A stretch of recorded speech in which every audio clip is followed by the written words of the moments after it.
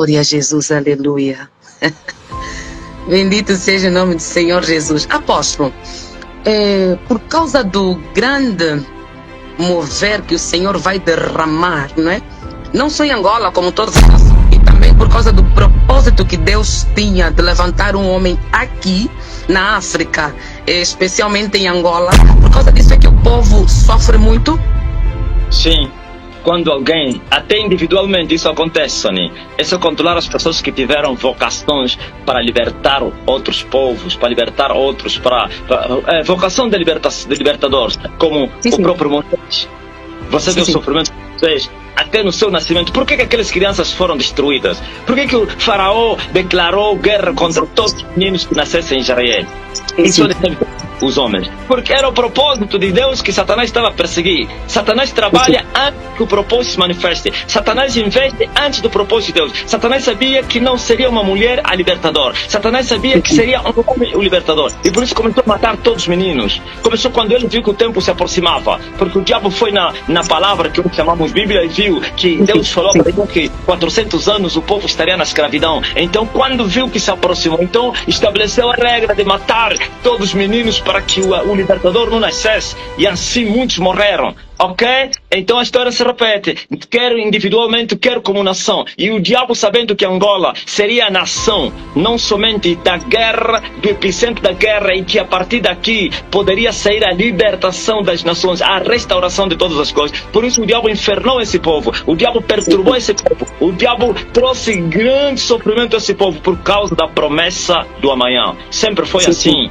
Sempre será assim. Sim. E apóstolo, então por causa disso é que também houve assim a aparição de muitos falsos profetas.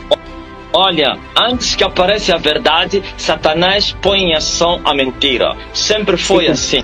Sempre, se vai vir um libertador, Satanás levanta um falso libertador. Se vai vir um avivalista, Satanás levanta um falso avivalista. Se vai vir, sempre assim, para confundir o falso libertador, o falso avivalista, os falsos profetas que antecedem a promessa de Deus, os profetas de Deus, eles escandalizam o povo. Veja só, eles escandalizam o povo através dos seus atos, das suas obras. Eles vão violar as pessoas, vão roubar as pessoas, vão desgraçar as pessoas, mas falam a linguagem de Deus, falam do avivamento, falam do poder de Deus. O povo fica escandalizado, porque está escrito: por causa de vós meu nome é blasfemado entre os gentios. Então o povo está escandalizado, o povo fica escandalizado por causa da verdade que vai se manifestar, e o povo começa a blasfemar a verdade. E quando vier o verdadeiro, o povo já tem as mentes contaminadas. Então eles vão pensar que é mais um. Não é isso que está acontecendo em Angola. É isso que está acontecendo. Eles vão dizer, mais um, já fomos enganados. Aí eles também falaram a mesma coisa, nos roubaram, destruíram o meu casamento, destruíram a minha família e não sei o que. Sempre foi assim. O diabo, ele é inteligente, esperto para escandalizar as pessoas. Por isso houveram muitos falsos profetas em Angola, e não somente no mundo, por causa da promessa da restauração de todas as coisas. Louvado seja Deus Todo-Poderoso. Graças a Deus que Elias já está na terra para restaurar todas as coisas. Porque, apóstolo, verdadeiramente o povo mesmo está escandalizado, né? As pessoas estão mesmo escandalizadas porque sofreram muito, estiveram maniatadas nas garras dos falsos profetas, sofreram muito. As pessoas que deram tudo o que tinham na esperança de uma vida melhor, e estão ali, né? Agora aparecendo Elias, se manifestando, aparecendo verdadeiro. As pessoas estão incrédulas quanto a isso, quanto à verdade. Sim, mas sim. A verdade vai triunfar. Em nome de Jesus. Apesar de todos os escândalos e blasfêmias que Satanás colocou nos corações das pessoas para falarem mal do caminho da verdade, ou então para blasfemar a verdade, quando o Espírito assopra, os mortos ressuscitam. O vale dos ossos secos vai levantar.